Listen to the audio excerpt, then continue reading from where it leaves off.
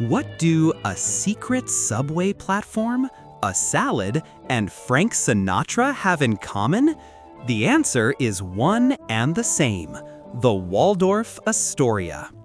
This isn't just a hotel, it is a true urban palace where the walls have witnessed more deals, romances, and political intrigues than anywhere else in New York.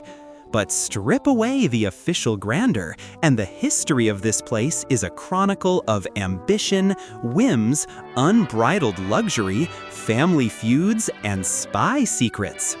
Today, we're taking a peek behind the curtains of this legendary palace. You'll learn how to build a skyscraper just to spite your aunt, why FDR needed a limousine elevator, and why you might owe this hotel for your favorite dessert. Let's go! Chapter 1: A Hotel Built on Hate. Great things often start with a quarrel. In 1893, millionaire William Waldorf Astor decided to annoy his aunt, the socialite Caroline Astor. They couldn't stand each other. To ruin her life, he demolished his home and built a 13-story hotel in its place, right under the windows of her mansion. The building's shadow engulfed her home. Checkmate. But that was just the beginning. 4 years later, William's cousin, John Jacob Astor IV, the one who would later perish on the Titanic, decided to join the game. In a spirit of "my ego is bigger than yours," he built an even taller and more luxurious hotel right next door, the Astoria. Eventually, the cousins realized they were losing money on their feud and called a truce. The buildings were connected by a 300-foot marble corridor. It was named Peacock Alley.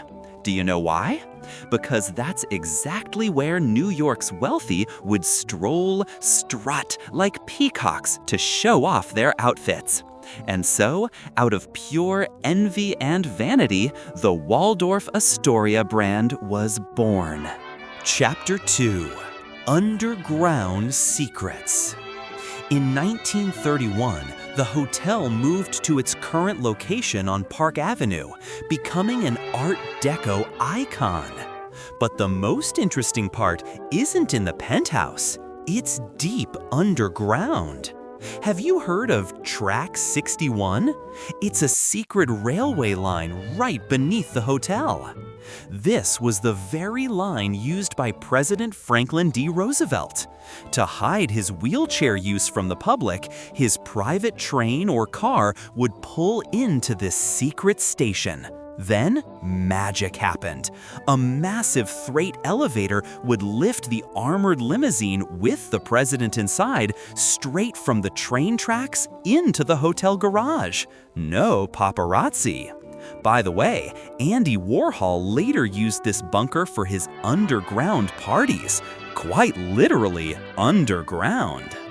Chapter 3: Innovations, Scandals, and Red Velvet. The Waldorf Astoria was the Silicon Valley of hospitality in its time. It was the first to have electricity on every floor, the first to have ensuite bathrooms in every room. And oh my, it was here that 24-hour room service was invented.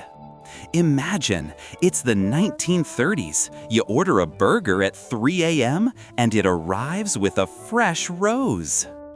Culinary legends were born here, too. The famous Waldorf Salad, apples, celery, walnuts, was improvised by the maitre d' when the kitchen ran out of regular ingredients. But my favorite story is about the red velvet cake.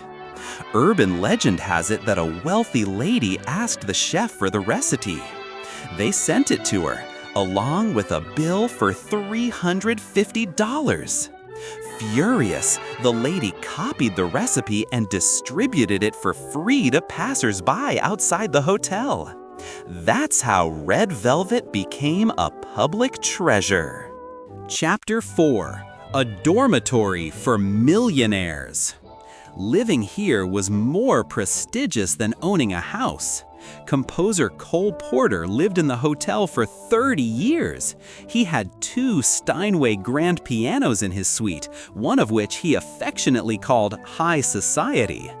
Frank Sinatra paid $1 million a year in today's money for his apartment.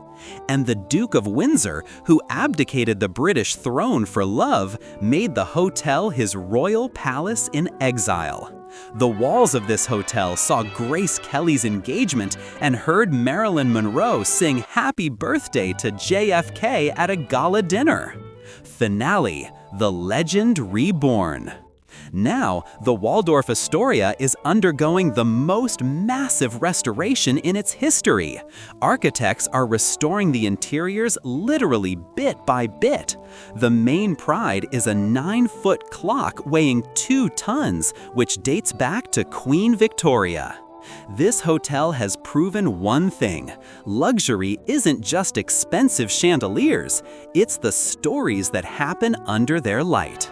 Would you want to spend a night in the room where Sinatra lived?